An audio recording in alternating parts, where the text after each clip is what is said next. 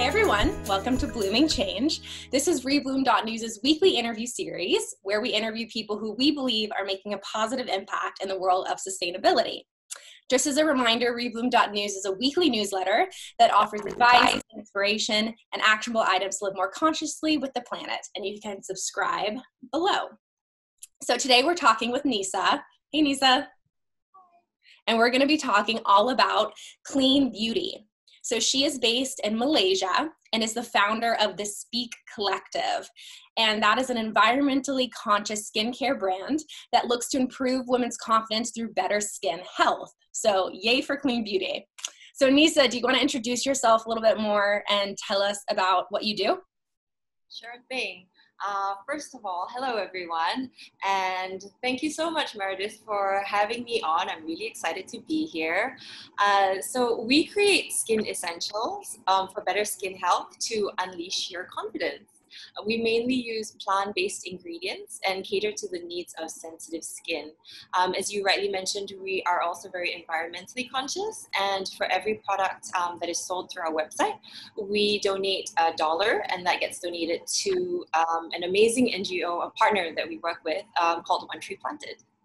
I love that. We'll get into that a little bit later too, about how you started that collaboration. But first off, I just want to open this up with, what was your process as the founder of this brand? What was your process creating the formula for your skincare products? And did it take a lot of trial and error, or did you already know what you wanted to do? Have you worked in skincare? So tell us a little bit about your process.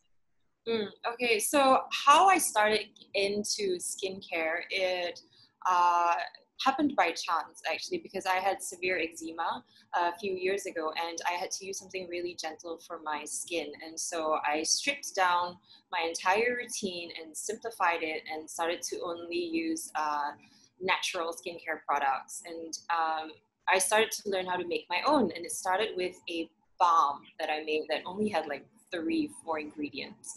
Yeah, and then I started learning more about it, became really interested in it, and yeah, started experimenting more. And then now I am certified in skincare formulation. Yeah, so when it comes to creating a new product, I usually do have a concern in mind that the product would need to address. And so from there, if let's say, for example, something for redness, right? And then I'd have to look for ingredients that would suit the product's function and also the user's skin type. So it's never like that all the time. Sometimes it's in and out. It's a very fluid process. Sometimes I would see an ingredient and be really excited about it and say, hey, you know, I want to include that. Is there a way that I could do that? And throughout this entire process, there is that aspect of how can we be more sustainable for that. So, for example, when I'm designing the products also, is there a way that we could either improve the sourcing of the products better? Is there a way that we can minimize plastic from the packaging?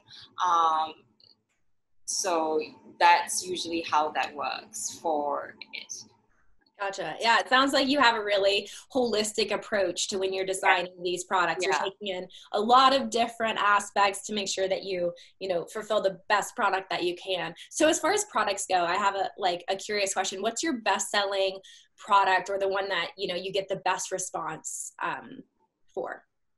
It's actually the first product that we ever came up with, which is the cleansing powder. And that's been a really big hit because it's incredibly gentle, it's incredibly simple, and it's also very versatile. So, you could use it as a cleanser, and it also gently exfoliates, and you can use it as a mask. And we've had a lot of good feedback with people who have sensitive skin.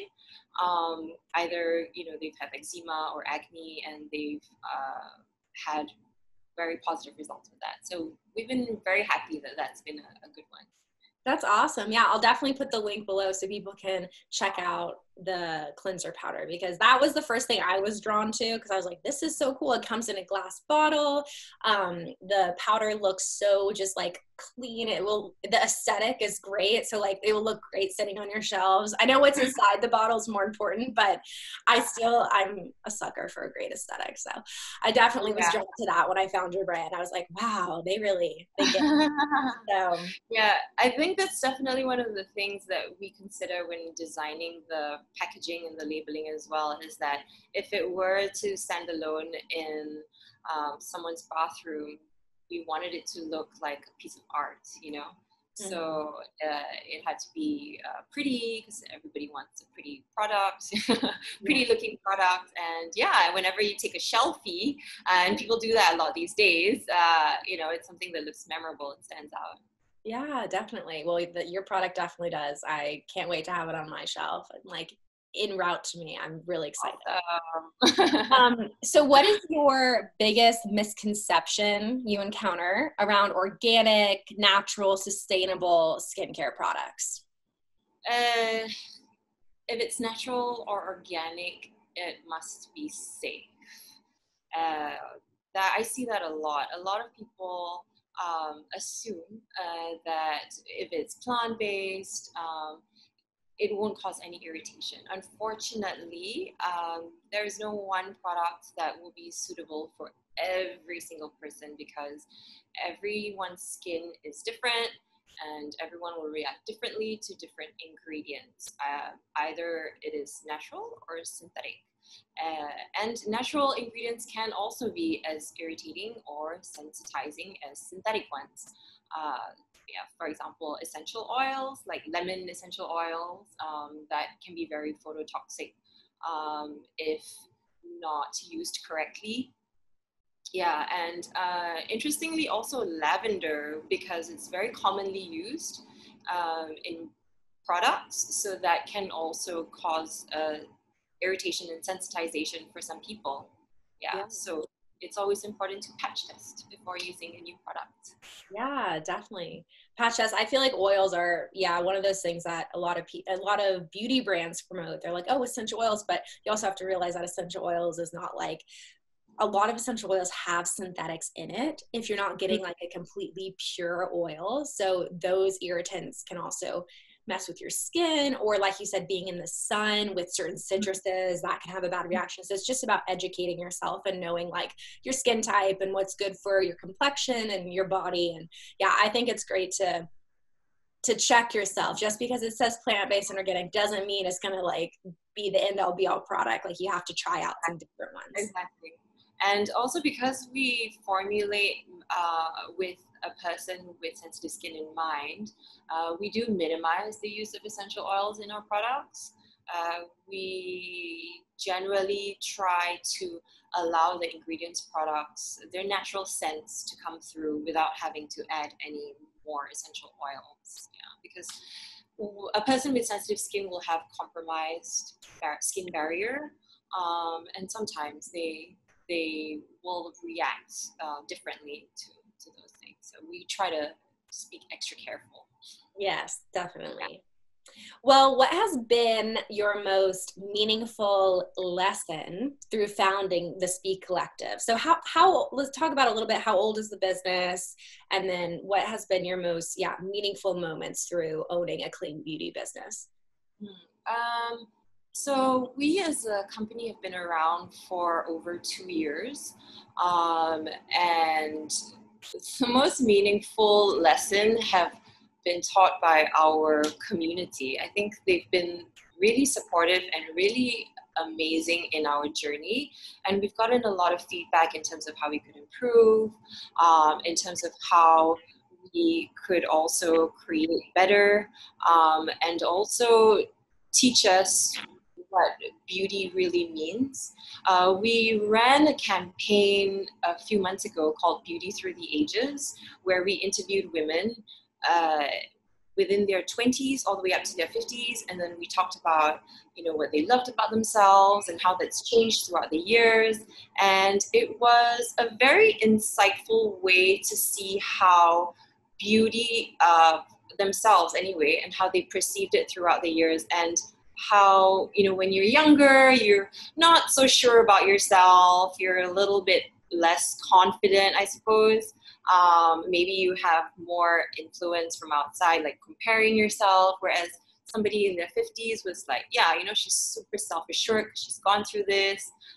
So it's very interesting to note how that evolved throughout the years, and just it was very beautiful to see that they also recognize what was beauty for themselves, and it may not have been anything that was external, you know, and because it's never really about that.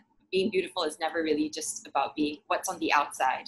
And yeah, it was very yeah, it was very nice to see. Yeah, that internal confidence, because I feel like beauty brands, yeah, I mean, when you feel great on the outside, when you put on a great outfit, or you do your makeup or your skincare routine, that automatically translates to your inner confidence too, because you're taking care of yourself, you're putting time into yourself.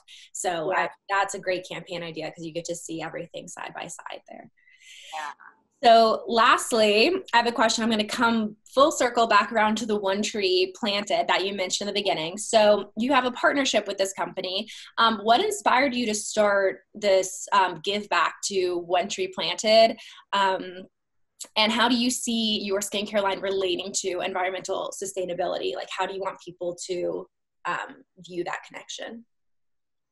Well, from day zero of before, when we started thinking about how we were going to create the business model for Speak, as it was known then, which has been rebranded to the Speak Collective today. We have the value, which was respect to our environment and also to our community. So we've always wanted to have that angle, that value really entrenched into the brand itself. And as I said earlier about in terms of formulating, so that's always been infused either throughout the whole process of the brand.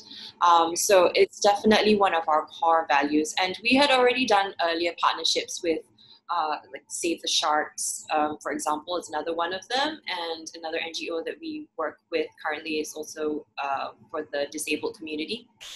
But we were always looking to commit to a partner for a longer term within the environmental space, because for us, deforestation is a major concern. As a brand that takes pride in using plant-based ingredients, we are very cognizant of the fact that we still need to learn to give back to the environment, because we are consistently taking, right? Whether it's in the resources of the ingredients or the packaging, for example, because we use paper packaging, or even getting the products delivered to the customers. There's always some kind of resource that we're using from Mother Nature. So, you know, we've always wanted to see how we could give back from that. So One Tree Planted was a way for us to fulfill that. And we've been really proud and just glad that we could find someone who just like, oh, okay, yes, definitely we wanted to get in on that. And yeah, they've been a great partner to facilitate our journey.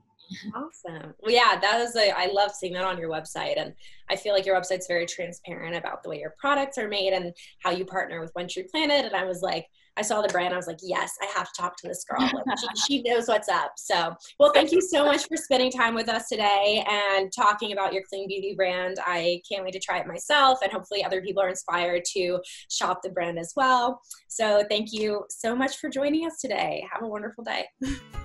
Thank you so much for having me. Bye.